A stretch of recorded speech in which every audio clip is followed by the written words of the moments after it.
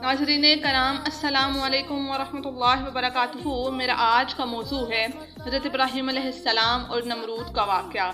इस ज़मीन पे हज़ारों साल पहले मशरिक़ व मग़रिब पे हुकूमत करने वाला एक बदतरीन बादशाह जो अपने आप को खुदा कहलाता था, जिसने सबसे पहले ताज अपने सर पे पहना ताकि लोगों को मालूम हो कि इनका खुदा नमरूद है। अस्तग़फिरुल्लाह। एक दिन इस नमरूद ने ख्वाब देखा कि एक तारा आसमान में इस तरह से चमक रहा है कि इसके नज़दीक सूरज और चाँद बुझे हुए नजर आ रहे हैं। जैसे ही वो बेदार हुआ तो इसने अपने नजूमियों से पूछा तो उन्होंने बताया कि तेरी सल्तनत में एक जवान ऐसा आएगा जो तेरा मर्तबा, तेरा दबदबा खत्म कर देगा और तेरी इस हुकूमत को निस्तो नाबूद कर देगा। नमरूद ने हजारों बच्चों को मरवा दिया और इस हुक्म को नाफिज किया कि मर्द औरतों से दूर रहें, लेकिन अल्लाह जो चाहे वो होकर रहता है। बेशक अल्लाह ने अपनी रहमत के खजाने में से एक खलील का ज़हूर कर दिया। तारीख ने लिखा है कि जब हज़रत इब्राहीम अलैहिस्सलाम की वालदा जब हज़रत इब्राहीम अलैहिस्सलाम की आमद हुई तो कई सालों तक अपने इलाके से दूर रही और अपने बेटे इब्राहीम अलैहिस्सलाम को गार में छुपा दिया ताकि जवान हो सके। करीबन 7 साल आपकी वालदा मोहतरमा इस गार में पहुँच कर छुप कर आती और आपको दूध पिलाकर वापस चली जाती।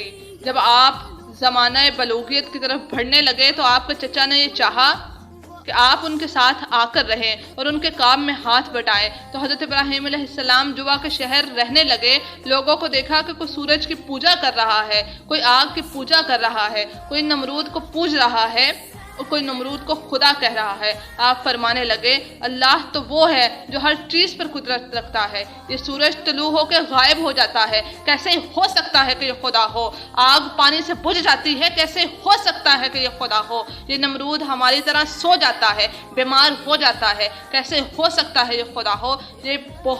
ये बुत जो हमने अपने हाथों से बनाए हैं, कैसे हो सकता है ये खुदा हो? एक मर्तबा तमाम लोग मेले पर चले गए तो आपने तमाम बुतों को तोड़ दिया, कुल्हाड़ी को बड़े बुत के कंधे पर रख दिया। तो लोग जब वापस आए देखकर सारे बुत टूटे हुए थे। सबने ये मान लिया कि ये काम इब्राहीम अलैहिस्सलाम का है। इब्राहीम अलैहिस्सलाम कहने लगे कि पूछो इस बड़े बुत से, शायद इसने तोड़े हों। सब हैरत से पूछने लगे कि ये बुत कैसे तोड़ सकता है? तो आप फरमाने लगे, मैं भी तो यही कहना चाहता हूँ कि जब ये बुत किसी बुत को तोड़ नहीं सकता तो ये माज़अल्लाह हमारा खुदा कैसे हो सकता है? नमरूद ने हुक्म दिया कि इब्राहीम अलैहिस्सलाम को आग में डालकर जला दिया जाए।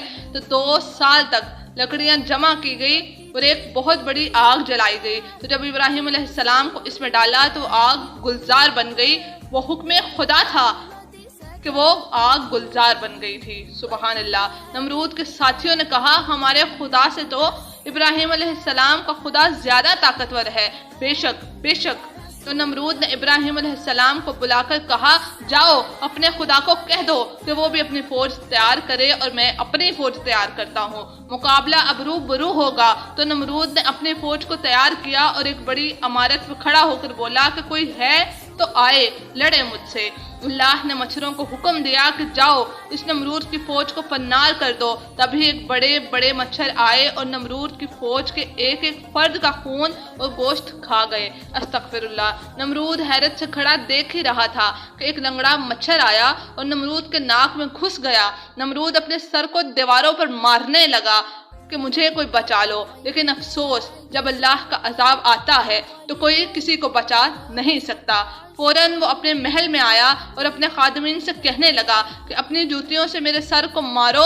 जब जब नमरूद के सर पे कोई जूता मारता था नमरूद को सुकून आता था। अस्तगफिरुल्लाह। क्योंकि वो मच्छर नमरूद की नाक से होते हुए नमरूद के दिमाग तक आ पहुंचा था, जो इसके दिमाग को चाटता रहा। तारीख ने लिखा है कि वो बदतरीन बादशाह जो अपने आप को खुदा कहकर अल्लाह के बंदों को गुमराह करता था, अब वही बंदे अपनी जूतियों से इसका सर पीटते हैं। अस्तगफिरुल्लाह।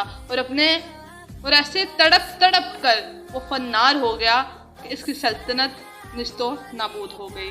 बेशक अल्लाह के सिवा कोई खुदा नहीं है और वही है जो गालिबे हिकमत वाला है।